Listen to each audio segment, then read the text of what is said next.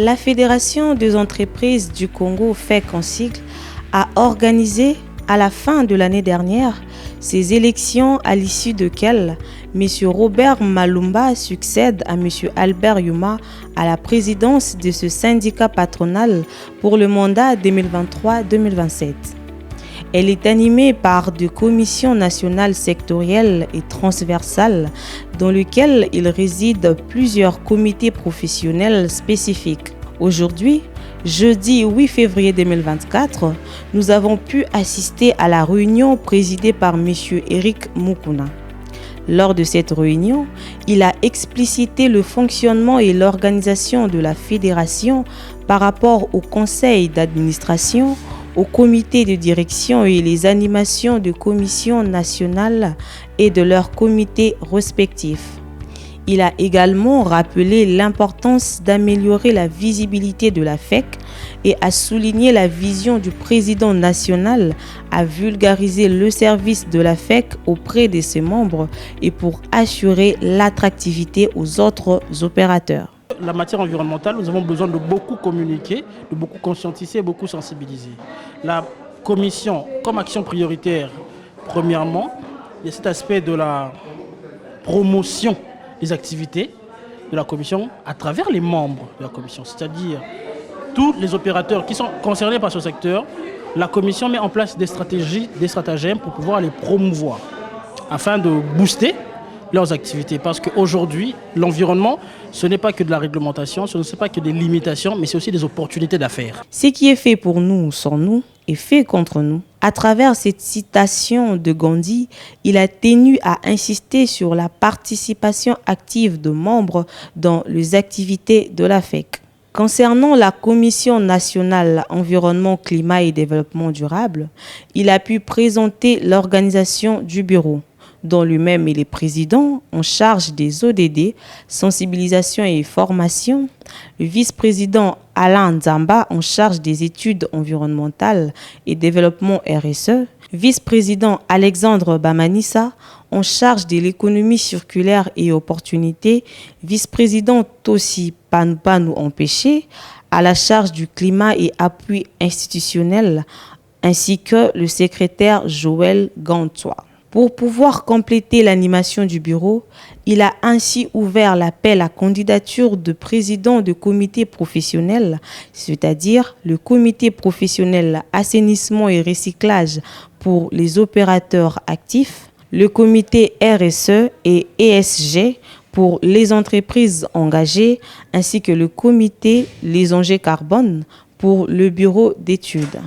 Il faut que tous les membres comprennent la pertinence de cette commission qui va les accompagner à tous les niveaux sur les questions environnementales.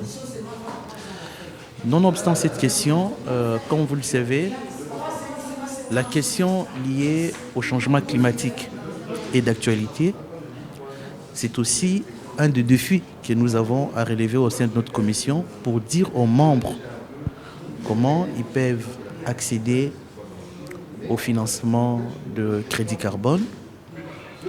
Il y a encore un autre défi, celle de l'assainissement dans l'ensemble du pays et de nos différentes villes, où cette commission nationale, d'autant plus que la FEC a une extension nationale étendue sur toute l'étendue de la République, doit avoir le devoir, mais également les process d'informer tous ses membres sur ces questions qui sont d'une importance très très capitale.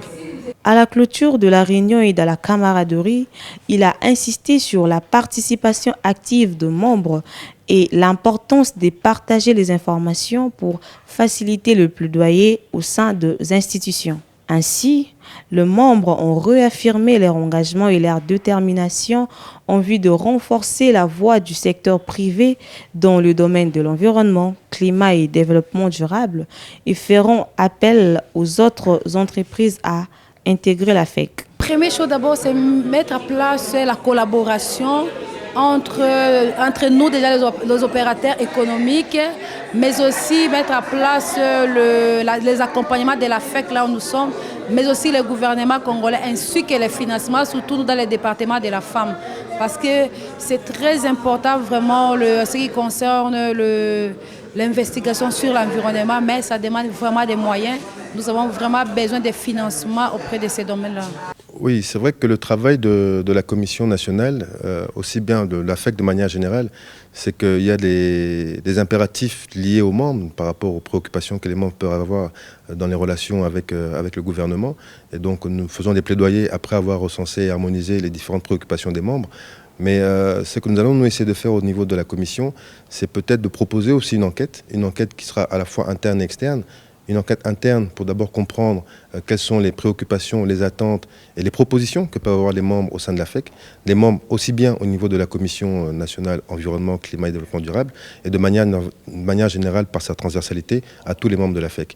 Et au niveau externe, effectivement, c'est de pouvoir mener aussi des enquêtes pour comprendre quelles sont les préoccupations que peut avoir la population et les entreprises et la société civile notamment, par rapport aux enjeux environnementaux, parce que c'est vrai que nous utilisons des langages usités par la communauté internationale qui ne correspondent pas forcément dans la compréhension à nos éléments de langage. Donc il faut d'abord effectivement comprendre, est-ce qu'on parle de la même chose lorsqu'on parle d'environnement, lorsqu'on parle de climat, lorsqu'on parle de développement durable.